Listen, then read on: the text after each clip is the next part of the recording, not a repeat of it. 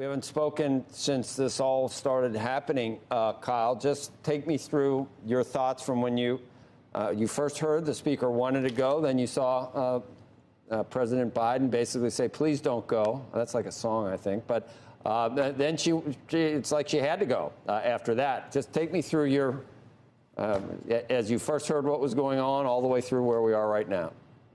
Yeah, you know, Joe, I applaud Speaker Pelosi for having the guts to go do something like this, standing up for human rights. As you know, this current administration ran on the ticket of saying they'd never trade human rights for an economic deal.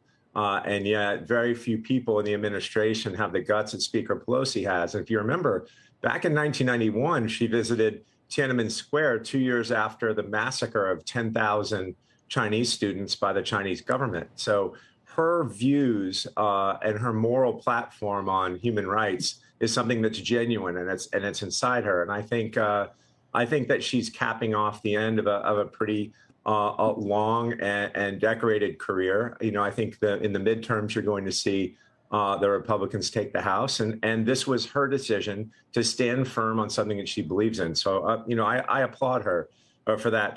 China has labeled Pelosi, quote, full of lies and disinformation, the way their propaganda outlets go. But I think that, you know, China views Taiwan as a separatist nation or a breakaway nation that it will reunify with force. And now China will use this moment as a ratchet, as a way to really create a new normal for their military operations in the South China Sea.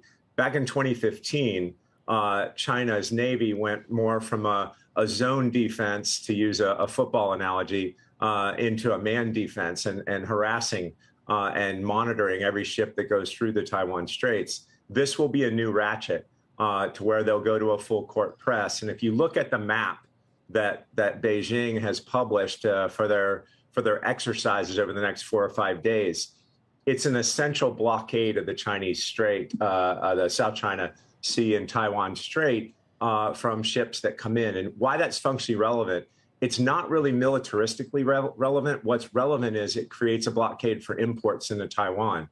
Taiwan, like Japan, has to import all of its energy needs every single day. They are 5% of global coal imports, global LNG imports. They're 2% of crude. And the west coast of Taiwan is essentially blocked by these exercises. So what China is doing is engaging in economic warfare here by using its military to basically close down Taiwan's ability to import things into its west coast. Has China, I don't know if they've helped us with the situation with Putin, but there are many who say that they haven't hurt us as much as they could have. And therefore, to poke the bear or the panda at this point was a huge mistake. And I'm just wondering if you think guys like Tom Friedman and other loud voices on the left that talk about human rights and virtue signal so much about caring about so many things, were so quick to want to appease President Xi and mutual respect. They talk about mutual respect for a country. I don't know, not a lot of respect for the Uyghurs happening right now. But were you surprised at all those very loud voices? You know, you brought up a great point. That Tom Friedman article calling Pelosi's visit utterly reckless, quote unquote, is an abomination. What we've learned is dealing with autocratic, genocidal rulers across the world with pacifism gets us nowhere. Imagine if Neville Chamberlain were running the UK and we never had a Churchill. What we've learned is you have to stand up to these people. None of us want war. But when you go back and reread that February 4th joint press release between Xi Jinping and Vladimir Putin, that was 20 days before Putin's invasion of Ukraine, they co-endorse each other's moves. Basically, Xi Jinping endorsed Putin's reacquisition of Ukraine, and Putin basically assured China's, quote, reunification of the Taiwanese separatists.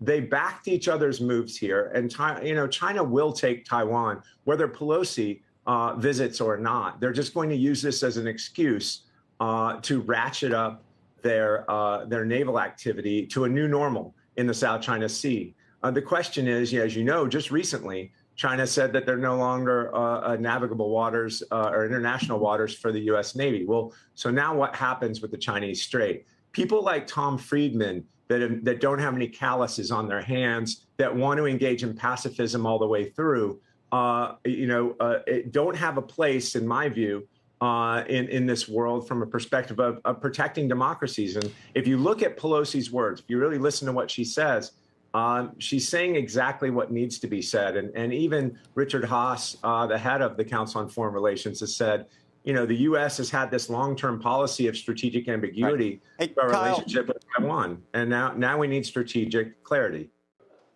Shepard Smith here. Thanks for watching CNBC on YouTube.